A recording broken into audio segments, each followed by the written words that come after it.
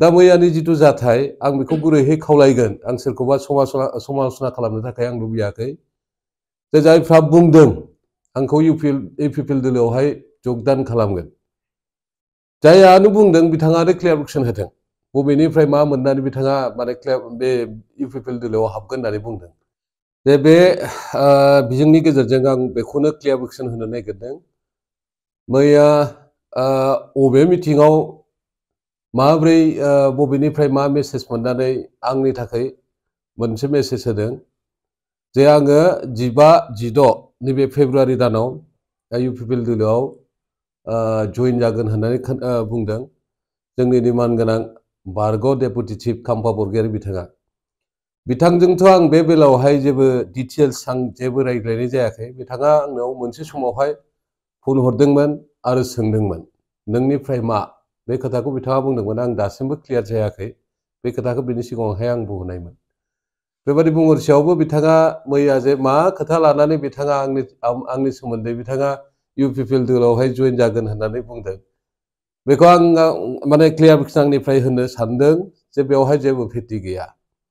जितु आं बबेबा मोनसे दोलोआवहाय थांनो नागिरदोंमोन थांनो नागिरोब्ला आं मोनसे दोलोखौ आं लिड खालामबाय थानाय मानसि दिनै आं 17 बोसोर बिपिएफ दोलोआव जुरिजेननायनिफ्राय दिनैसिम दङ गेजेरावहाय बिपिएफ दोलोनि अननायाव जोंनि बिपिएफ दोलोनि आफादगिरि तथा आगुनि बिटिसिनि चिफ मानगोनां हाग्रामा महिलारिनि बिथांनि अननायावनो आं एमसिएलएबो जाखांबाय 5 बोसोर सासे एमसिएलए जानाय सासे बिपिएफ दोलोखौ दैदेनगिरि सासेया बबेबा दोलोआव थांनो नांगौ जायोब्ला निश्चय बे दोलोनिफ्राय बेयो रेजिगनेसन लेटार गथायग्रोनांगोन बेनि उनावहायसो सिद्धान्त जागोन बे सिद्धान्त जाखांनायनि उनावहायसो बबेबा दोलोआवहाय थांनो हागोन दा मैयानि जिथु जाथाय आं बेखौ गुरैहै खावलायगोन आं सोरखौबा समालोचना खालामनो थाखाय आं लुबैयाखै जे जायफ्रा बुंदों आंखौ इउपिपिएल दोलोआवहाय जगदान खालामगोन जायानो बुंदों बिथाङानो क्लियारिफिकेसन होथों बबेनिफ्राय मा मोननानै बिथाङा माने बे इउपिपिएल दोलोआव हाबगोन होननानै बुंदों आं नेरसोन बर' हिसाबै आंबो सासे कर्मीसो सासे दोलोखौ नायग्रा बा दोलोखौ माने लिड खालामग्रा सासे माने कर्मी बे दोलोआव आं मा नुदों नुवाखै दिनै जुदि जेबो नुवाखैमोनबा 17 बोसोर आं माने बे दोलोआवनो थानानै दोलो खालामगासिनो दङ दायो आथिखालाव जोंनि राजखान्थिनि थासारिया जि अबस्था जानानै दङ बे नोजोरखौ नायोब्ला बे बिथिंखौ नायोब्ला जों नुयो बिपिएफ दोलोआनो बयनिख्रुइबो साबसिन हामसिन बे जोंनि नैबे बिटिसि ओनसोलाव आनसलिक दोलो हिसाबै दोलो जानानै दङ दा बेखायनो आं गुबुन दोलोआव थांनांगौनि जेबो खोथायानो गैला आरो जुदि थांमारनायमोनब्ला आंनियावहाय माबा नङा माबा मोनसे इसारा दङमोन दिनै आङो आंनि कर्मी आंनि नेता आंनि दैदेनगिरि आंनि कलिग बिथांमोननो आं रावनोबो बेबादि बाथ्रा बुंनाय जायाखै खिन्थु फंसे बाथ्राखौ आं बुंदोंमोन आंनि दोलोनिनो दैदेनगिरि बिबानगिरि आंनि कार्यकर्ता बिथांमोननि सिगाङाव सम आं बुङो आंखौ अनेक दोलोआ कनभिन्स खालामो खिन्थु आं दिनैसिम जेबो कनभिन्स जायाखै जेबो माने खोथा आं होनाय जायाखैना बिथांमोनाथ' माखासे प्रलोभन होयो सोरबाया एमएलए बानायनो नागिरो सोरबाया एमसिएलए बानायनो नागिरो सोरबाया माबा बानायनो नागिरो एमसिएलए एमएलएआनो जे मोनसे दोलोनि उद्देश्य लक्ष्य बेथ' जेबो जानो हाया साफ्रोमबो मानसिया एमसिएलएबो जानो हाया साफ्रोमबो मानसिया एमएलएबो जानो हाया दैदेनगिरिबो जानो हाया नाथाय दोलोखौ मोजां मोननानै दोलोआ जुदि सरकाराव फैयोब्ला मोनसे बेबस्था खालामनानै रायजो राजानि अभाब उद्रेकखौ पुरन खालामनांगौनि दायित्वआ दोलोनियाव थायो दा थांनाय गोलाव समावहाय बिपिएफ दोलो जानानै जेरैबायदि रायजोनि आखा आकांक्षा समस्याफोरखौ समाधान खालामनाय जादोंमोन हानायखिनिखौ खालामदों आरो थाबावनाय माखासेखौबो आरोबाव समाधान खालामनो थाखाय दिनै बिपिएफ दोलोआ थांनानै दङ आं सानो बिपिएफ दोलोआव जेरैबायदि जायबायदि माने दैदेनगिरि बिबानगिरि आरो कार्यकर्ता जोंनि सोद्रोमाफोर बिबानगिरिफोर आरो जोंनि शुभाकांक्षी जेसेबांखिनि रायजो राजाफोर दङ बिथांमोना बेखौनो नेनानै दङ गोलाव समाव जेरैबायदि रायजो राजानो हेफाजाब होबाय नैबे 5 बोसोराव जि अबस्था जादों दायो बिटिसिनि अबस्थाया बुंथावला बुङोब्ला मोननैबो दोलो बबेबा दोलोखौबो जों बुंनांगौ जायो दा जायखि जादोला जों सोरखौबा सोंखारिनानै सोरखौबा बुंनानै जोंनि इमेजखौ जों मोजां खालामनो बेयाव जों गैया जोंनि आदर्श दंखायो बिपिएफनि आदर्श दंखायो बिपिएफआ मोनसे आदर्शनि गेजेरजों प्रिन्सिपाल आइडियलजिनि गेजेरजों दिनै रायजो राजाफोरखौ लानानै बिभिन्न जाथि जनगोष्ठीखौ लानानै बे नैबे बिटिसि ओनसोलनि सारबांगिन जौगानाय हाबाफारिनि थाखाय बा जौगानाय खामानिनि थाखायनो दिनै बिपिएफ दोलो खालामनानै रायजो राजाफ्रा बेवहाय मुखुब जानानै दङ आं आसा फारिनाय थाबाय आंनि क्लियारिफिकेसनजों जाहाथे जोंनि दैदेनगिरि बिबानगिरि बिपिएफनि बिथांमोननियावबो जाहाथे सन्देह थालाया मायबाफोर दंमारोमोन ना बेखायसो खोथा ओंखारदों ना दा खोथाया ओंखारखागोन दिनैनि थारिखआवहाय बयबो बिदिनो प्रल'भन होयै होयै बायदिसिना खोथा बाथ्रा दिहुननानै सोरनिबा इमेजखौ गाज्रि खालामनो थाखाय बयबो राजनिति हानजायानो बेबादि पुलिसनि गेजेरजों खारनोबो हागौ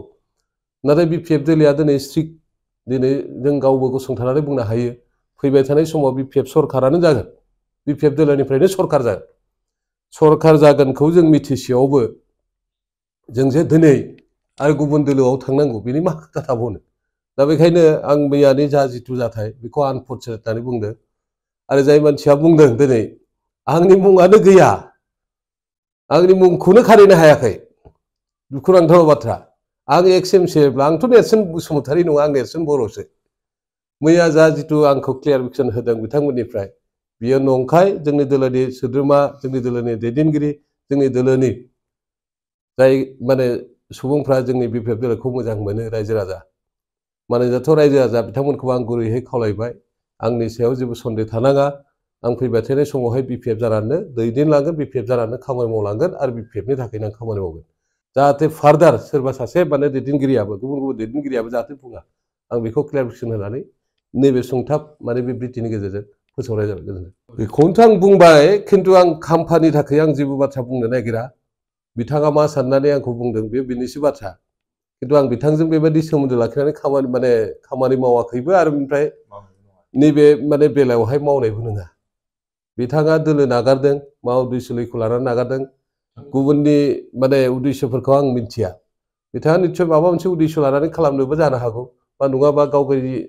माबा मोनसे खोथा लानानै बिथाङा खालामनोबो हागौ खिन्थु आंनि नोजोराव आंथ' बिथांमोनखौ आं दायो हाम्बल रिकुवेस्ट खालामो बिथांमोनानो बिडिसि सिस्टि खालामदों बिथांमोनानो बिपिएफ दोलो खालामदों आंथ' जुनियर बावसो उनावसो हाबदों बिपिएफ उनाव हाबदोंब्लाबो खिन्थु आंबो माने जुनियर नंला दायो 17 बोसोर आं अतिक्रम खालामबाय 2008 मायथाइनिफ्रायनो आं बिपिएफआव जइन जादों 2008 निफ्राय दिनै 2025 सिम फैबाय अब्ला बे गोलाव समाव आं बिपिएफनि मोजां गाज्रिखौ आं गावनो मोनदांदों आरो बिपिएफ आं खालामनानै दिनै रायजो राजाजों आं गावनि सिनायथिखौ लादों आंहा गुबुन सिनायथि गैया बिपिएफनि दैदेनगिरि बा बिबानगिरि नङाबा सासे सोद्रोमा हिसाबै आं दिनै सिनायथि जायो दा बेखायनो आं गुबुननि बाथ्रा आं बुंनो नागिराखै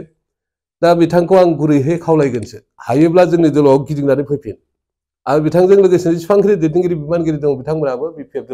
दोलोआवनो फैनानै जों बयबो खौसेयैनो ज' ज'यै खामानि मावनांगौ आरो बिनिफ्राय नैबे आद्रा थानाय जोंनि मावनो गोनां जा खामानिफोर बिडिसिनि समावनो माखासे दफाफोर दंमोन बे दफाफोरखौ जों दिनै मावफुंजोबनो हायाखै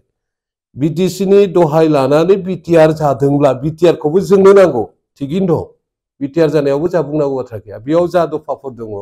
बेखौ मावफुंनो थाखाय जों बयबो जयै खौसेयैसो खामानि मावनांगौ बिटिसिआनो मेनब्ला बेखौनो दहाय लाना बिटिआर जादोंब्ला जोंहा बिटिआरखौ होननानै बुंनांगौनि बाथ्रा गैया बेवहाय आयेनबो गैखाया आयेन जायोब्ला उननि बाथ्रा माबोरै जों आयेननि गेजेरजों जों थांनांगोन बेखौ आयेना बुंगोन अब्ला जों दायो आपातत आयेन गोनां बिटिसिनि बे मथेयैनो जों सोलिबाय थादों दा बिटिसिजोंनो जोङो दायो निर्बाचन थांनाय खेबावबो जों जाबाय 40टा समस्तिखौ लानानै निर्बाचन जादों फैबाय थानाय निर्बाचनाबो हयथ' बे 40टा समस्तिखौ लानानै जागोन अब्ला मा बिटिसिनि खोथाखौ लानानैसो जोङो दायो निर्बाचनावबो बाहागो लानांगोन दा बेखायनो आं गुरैयै खावलायगोन थाबावनाय माखासे मावनो गोनां खामानिफोर बेफोरखौ जों मावनो थाखायसो जों दिनै बिपिएफ दोलोजों दंफायो आरो बिपिएफ दोलो जानानै जों रायजोनि मोजां खामानि जों मावलांगोन